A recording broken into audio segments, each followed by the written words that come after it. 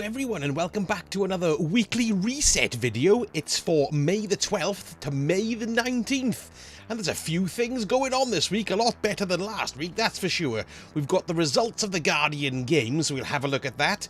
We've got something interesting happening on Mars, which looks like a new exotic quest. We've got the Iron Banana too. And is it me, or does Lord Saladin's lackeys here look like they're suffering from some kind of withdrawal symptoms? I don't know. And also we'll go over all the resets, Pinnacle gear and all that lovely stuff. So let's jump in and see exactly what's what on Mars. Yes, we've all got to do this obviously, so once you go there and have a bit of a chin wag to Anna Bray, she'll tell you that Rasputin wants us to do even more Seraph public events. Good grief, he must have billions of satellites by now, but he wants even more. So what we've got to do is complete Seraph events on Io, the EDZ, and the other one, the moon! That's right, on the moon! However, there is one massive turd in the ointment because news is reaching me just as I'm making this video that this is a community event, so we've all got to muck in to get the completions done.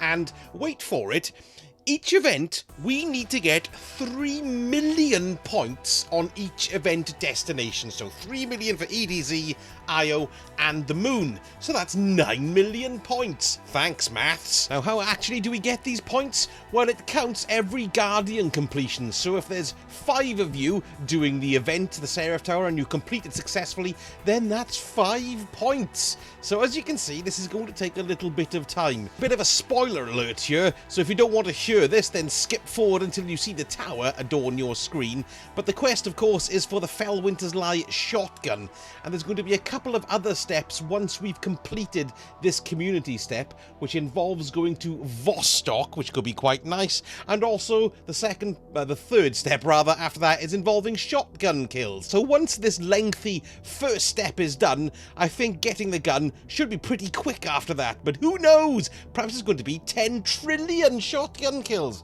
I don't know, I'm just making this all up. But of course I will do a video on the event and the progress of the weapon quest too, so there we are. Right, okay, let's move on. This week's active Seraph bunker, Rasputin bunker rather, is the one on the EDZ, so that's where you need to go to get all your bounties. And talking of the EDZ bunker, let's zip on in and see how badly we're in trub with the massive pyramid fleet. Oh look!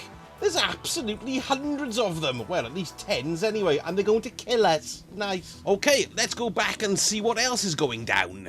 And on the return to the tower, you can see Eva has cleared out all her rubbish and flowers that have been giving everybody hay fever the last 3 weeks. And of course, the Titans have won. So I ran round the tower looking for the enormous statue of tribute to the glorious win of the Titans. And I looked, and I looked, and I looked. And then I noticed in the corner by Zavala, there was like this tiny plinth. So I waddled over, looked at the plinth, and behold, that's what it is. That's it, that tiny little statue type affair in the corner. So even though the hunters and the warlocks were angry for losing, don't worry, you can make fun of our peewee statue all year round. Well done. Also this week we've got the last Iron Banner of the Season of the Worthy, so if you haven't got your Point of the Stag bow yet, this is your only chance to get it. So if you've got the Cast in Iron quest that you get from Lord Saladin, you do the various steps, and then once you complete the step called Harness the Elements, that's the fusion kill step, then you'll get the bow. It'll just drop automatically during that point. There's no really ridiculous difficult quest like the Recluse to get this weapon, it's just doing the Iron Banner, so make sure you do it. I've got one, I've never used it.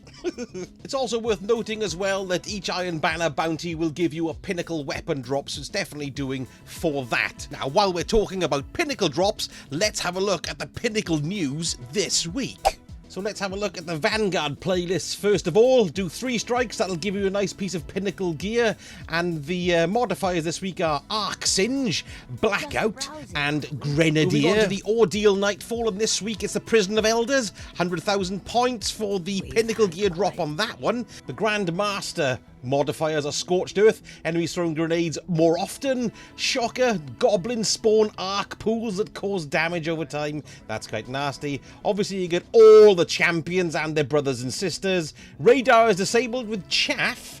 The Grandmaster modifiers, so you've got extra champions, locked loadout, match game, extra shields is quite difficult, as you know. I love the Grandmaster, it's ridiculous. We've got Extinguish, if you all die in a restricted zone, off to orbit for you, and limited revives. So if you want to bite your fingernails in horrendous frustration, go ahead and do that. Well done. Let's swing over and look at the original Nightfalls, and this week we've got Strange Terrain. Now, the unique loot reward for that is the Braytech Osprey rocket launcher. We've got the Arms Dealer, and the unique loot reward for that is the Tilt Fuse Sparrow, which is nice. And finally, we've got the Scarlet Keep, and the unique loot reward for that is absolutely nothing. Don't forget you've got another Pinnacle reward for completing either 3 Gambit Prime matches or 3 normal Gambit matches. That's handy to know. And our next main source of Pinnacle gear is, of course, the Moon. And the Nightmare hunts we have this week are Omnigul, the Nightmare's hunt is Anguish, Despair, which is Crota, and finally we have the Insanity Nightmare hunt, which is against the Fanatic. So to get the Pinnacle weapon, remember, you have to get it done on Master difficulty. Your other Pinnacle sources, of course, are Pit of Heresy completion, that'll give you a nice bit of Pinnacle gear, and also doing the Garden of Salvation. And this week's raid challenge is 0 to 100. Let's have a look at the Crucible this week, and aside, of course, from all your classic mix, where you can get the Pinnacle weapons, you can also do the Rotator matches, which this week we have Momentum Control. There it is, lovely, really handy for doing weapon quests and so on, because of the nature of the game. And the other one, of course, is Countdown, which is lovely fun. And of course this week's Iron Banana tournament in the centre there. The flashpoint this week is on Nessus, so if you need to do that, to go and see old Failsafe, and she'll depress you or make you laugh in equal measure. If you're interested in doing the Reckoning this week, it's Swords who's going to try and kill you, and the weapon drops this week will be the Lonesome Kinetic Sidearm, the Night Watch Kinetic Scout Rifle if you need that, the Soul Survivor Arc Sniper Rifle, Last Man Standing Solar Shotgun, and the Tier 3 exclusive reward is the Just In Case Solar Sword. So do that if you need any of that great stuff. If you're looking to do a nice little run of the Menagerie, we've got for the heroic modifiers Extinguish, Grenadier, Famine, and Solar Singe.